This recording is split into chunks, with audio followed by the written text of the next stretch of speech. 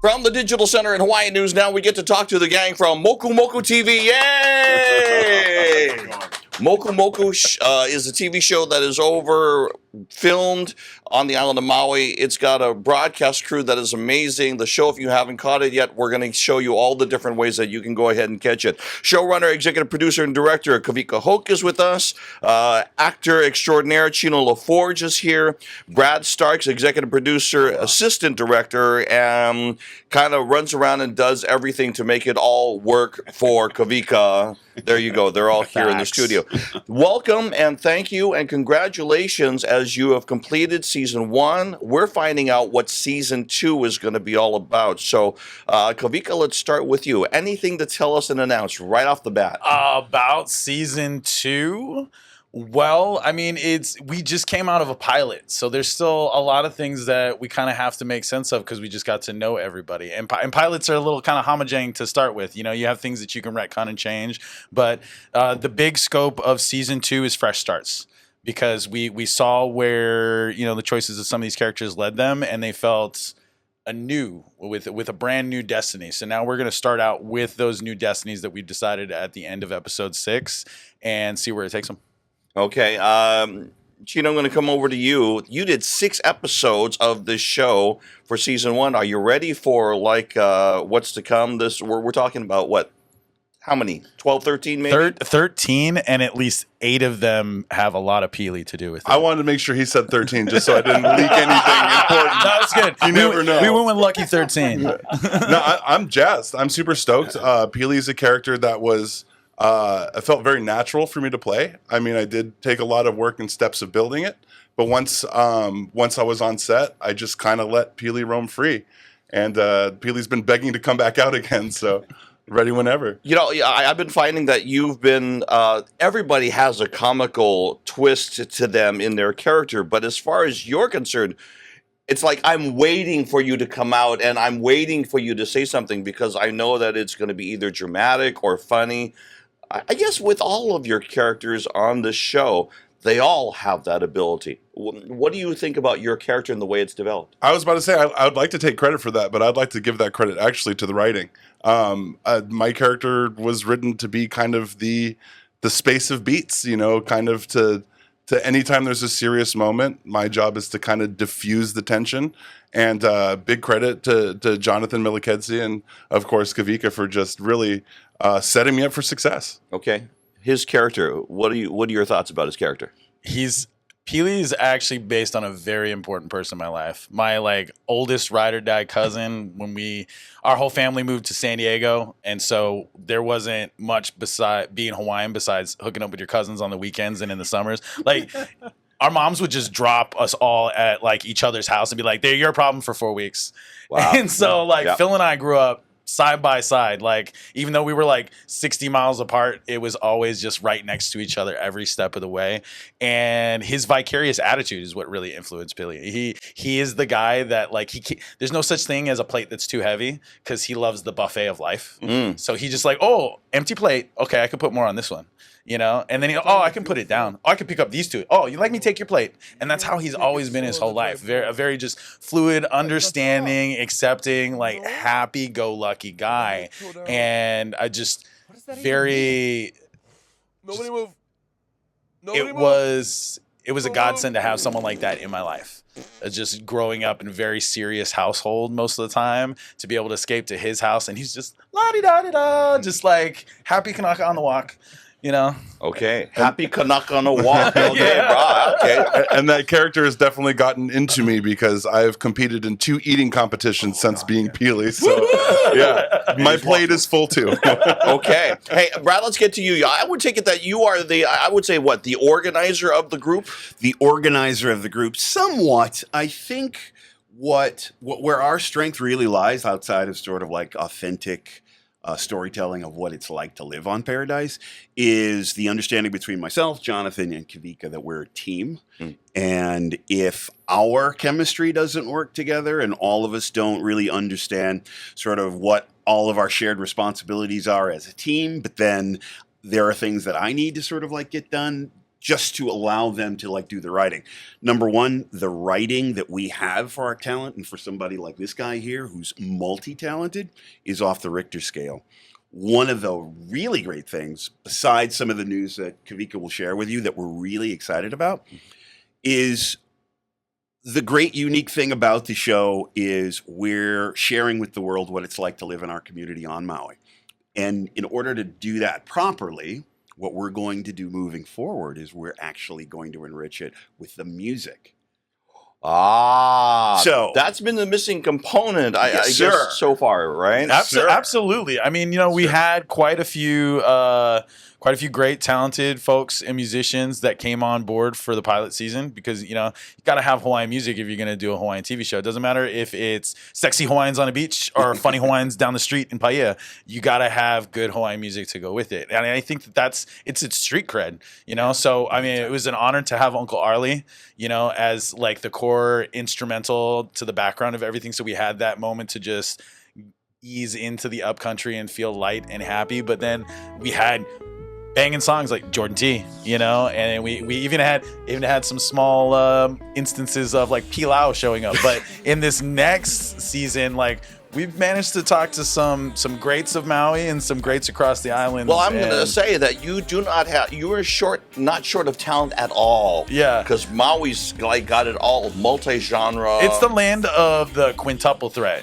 Like when I had to grow up in California and people go, how can you do this and this and this? They're like, bro, you gotta understand, that's a Wednesday night on Maui, okay? Yeah. You got Paracircle and then Kanakapila afterwards, and if you aren't playing or singing or dancing or cooking or talking story, if you can't do those 5 things naturally, then you ain't it. Like we just mint hammers all day on Maui. Big time. You mentioned somebody real quickly here. You mentioned Jonathan. Explain who Jonathan is for everybody. Jonathan co-writes the show alongside with Kawika, and basically they have an alchemy in which they will throw story ideas back and forth, and then we'll just work out the story arcs. I mean, the genesis of the idea of the show comes from that mind right there. And to harness that, it really, really took someone special. And God, Kawika and I met maybe like, 4 years ago, 5 years ago? 5 years ago.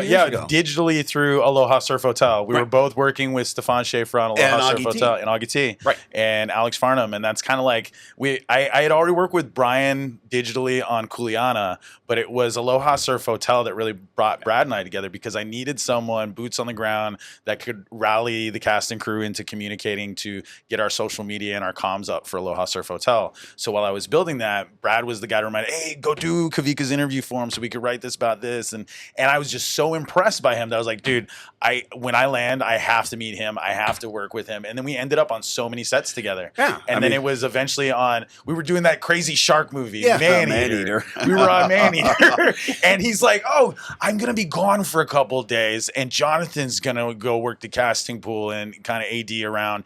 And, just kind of chum up with them. You guys might get along really well. And we did. Yeah. And that's when I found out that I had like another brain just out there in the universe, like that was a part of me and I was a part of it. And we blend so well. I mean, since we started this project over 3.5 years ago, Jonathan and I have consistently met every Monday at 9 a.m.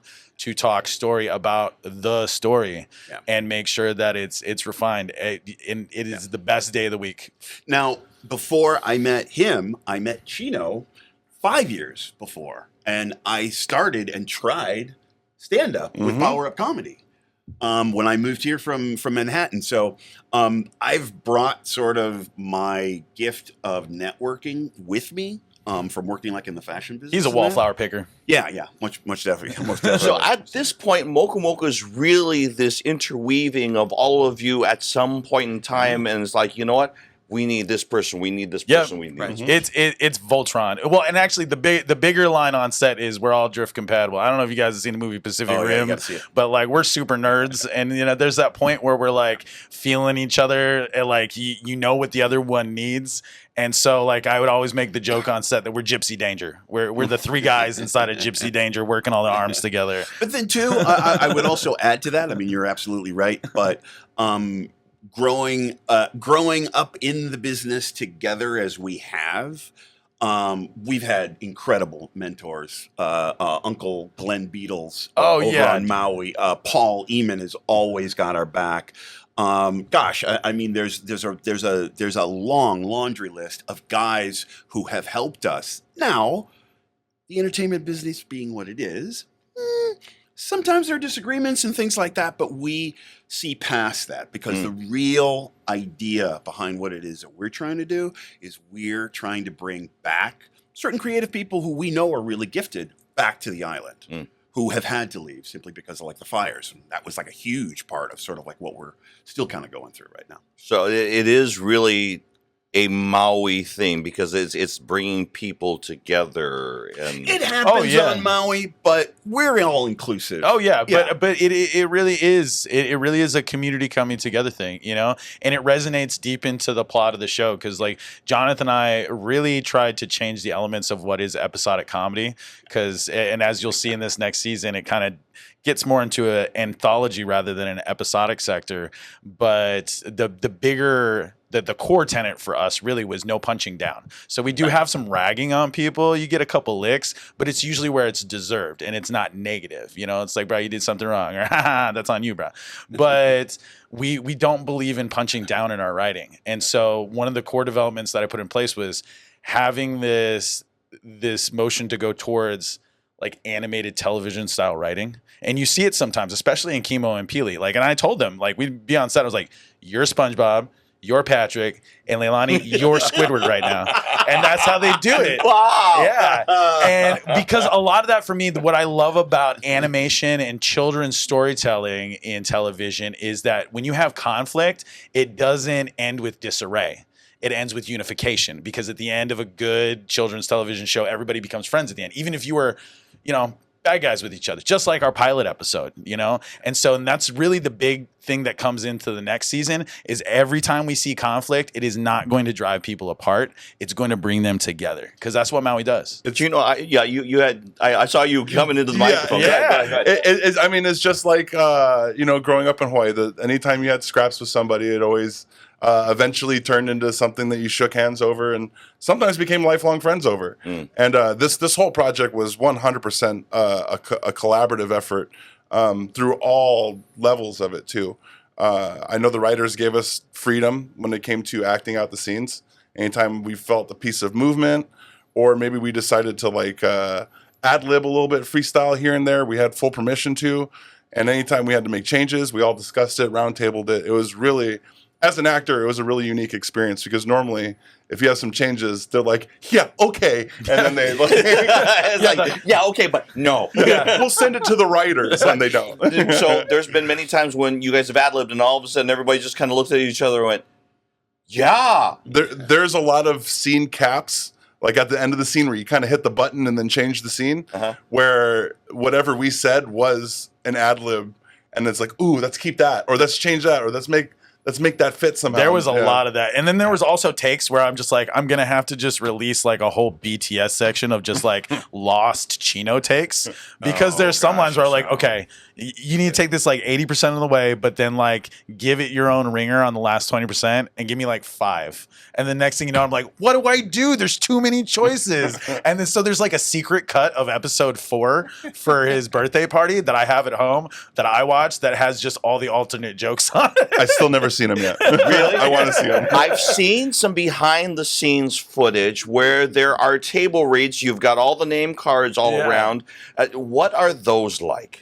Oh, dude, the table reads were great. I mean, the first table read was killer right there in the house, because that already put us in the mood. Like we were in Chemo's house, you know, with everyone.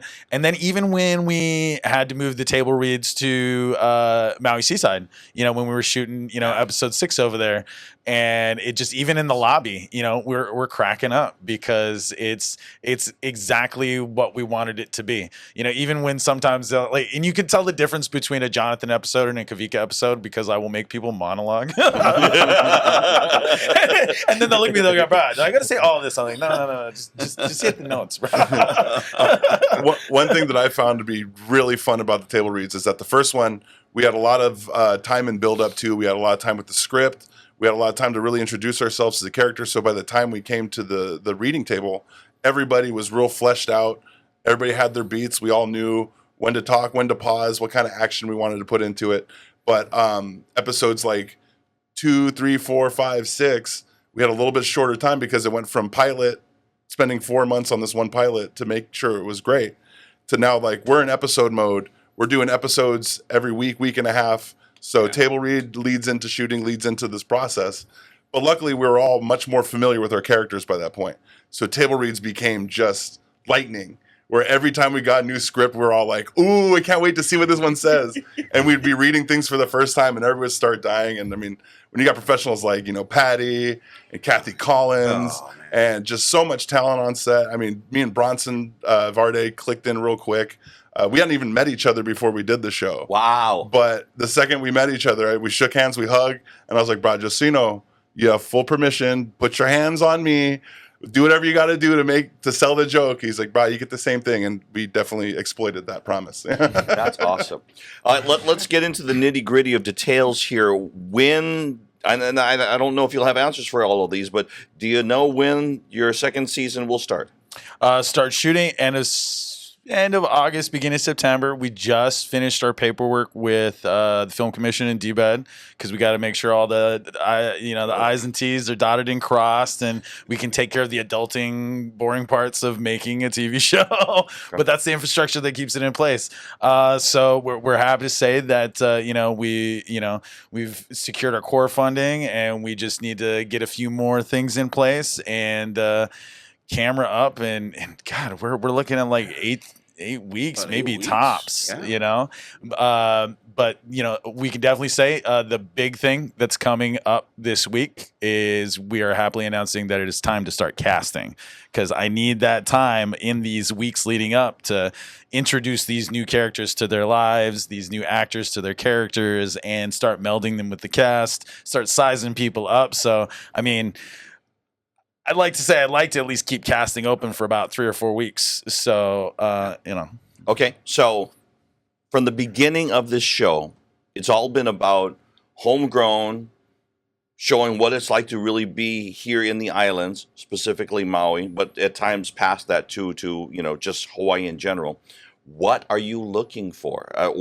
Give me the array, or are you looking for everything? Well, we are looking for a couple of everythings, but the season has already been fine-tuned. It has its direction. It has its ending. We know where all the episodes are going and how it, continues the Mokuverse.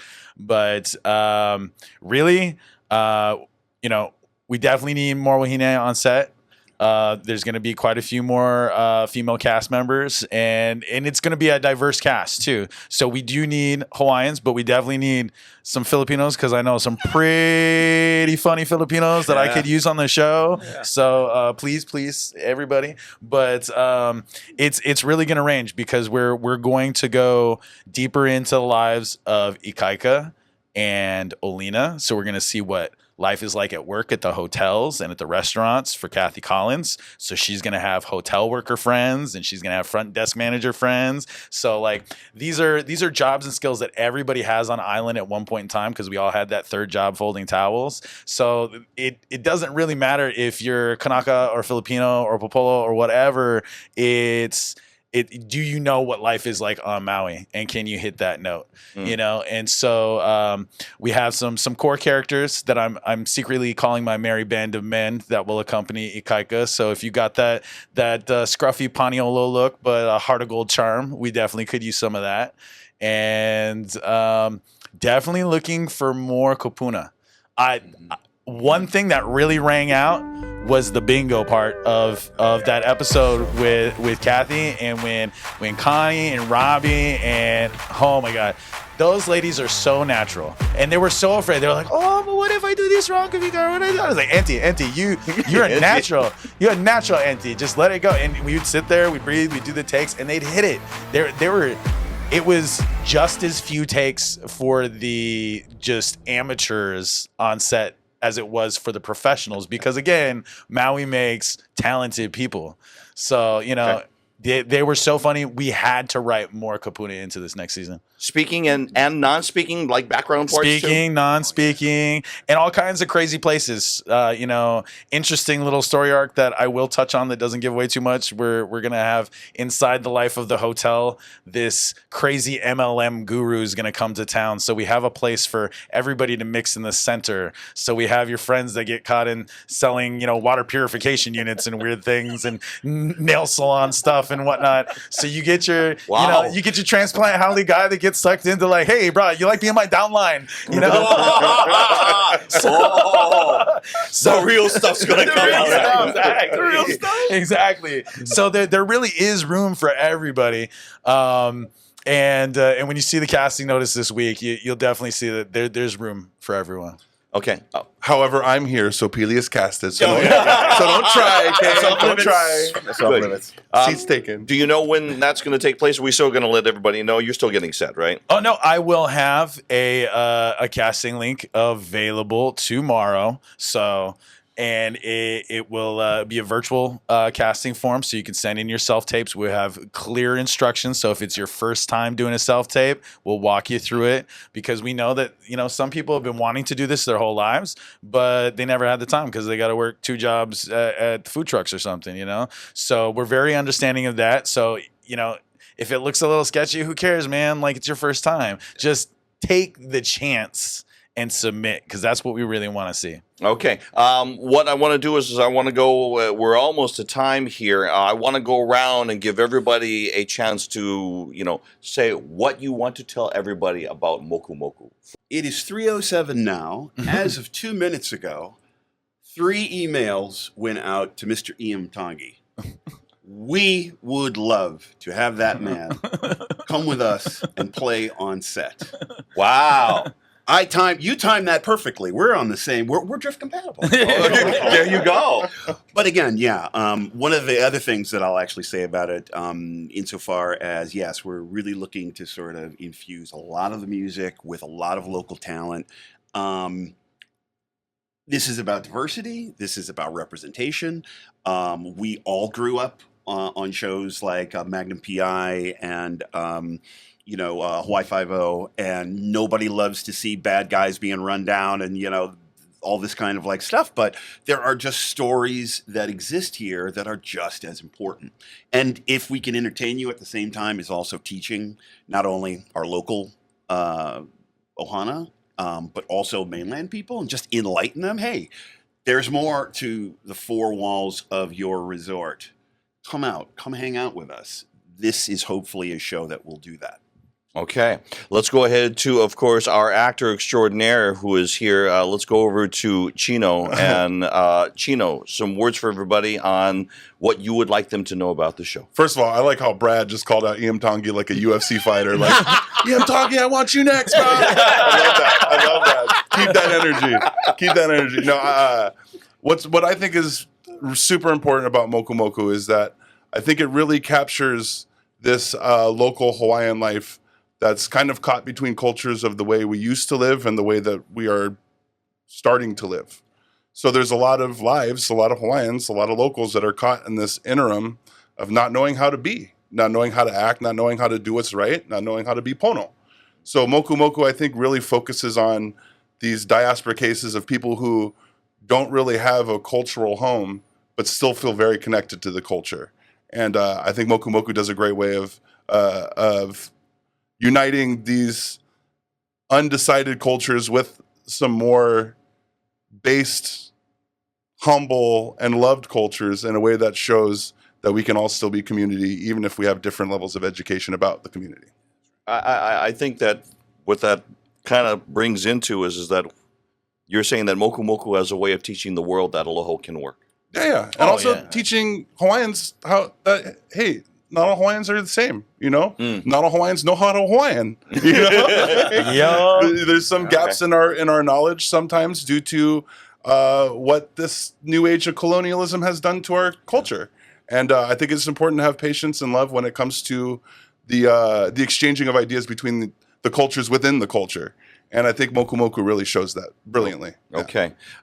With that, Kawika, over to you. I have to continue on Chino's note because really I I don't write anything without hiding a mo'olelo in it. And it speaks to that. I feel that's the thing that I look for the most when I am meeting and talking with folks on the continent. When we go visit Las Vegas, I was just in Orange County, and that was the part that spoke to them the most. They're like, bro, I just watched it the third time, still laughing. But I just realized what you're talking about here and all this. This is important, and that's what really rung out to me, because like it told me I wasn't crazy. Because there's a lot of times that we as Hawaiians, we have that moment of like, am I Hawaiian enough? Or am I being too gentrified right now? Did I code switch right? Am I fitting in? Is this my skin? What am I doing? And to just be able to get hugs, shakas, or even just like, hey, bro, you got it. And I was just like, it's just, it collectively made me feel connected to every Hawaiian who had that am I crazy moment as a kid growing up in America. And I think that's really what I want Moku Moku to be for everyone, is that intersectional point of Hawaiian Americana. Okay.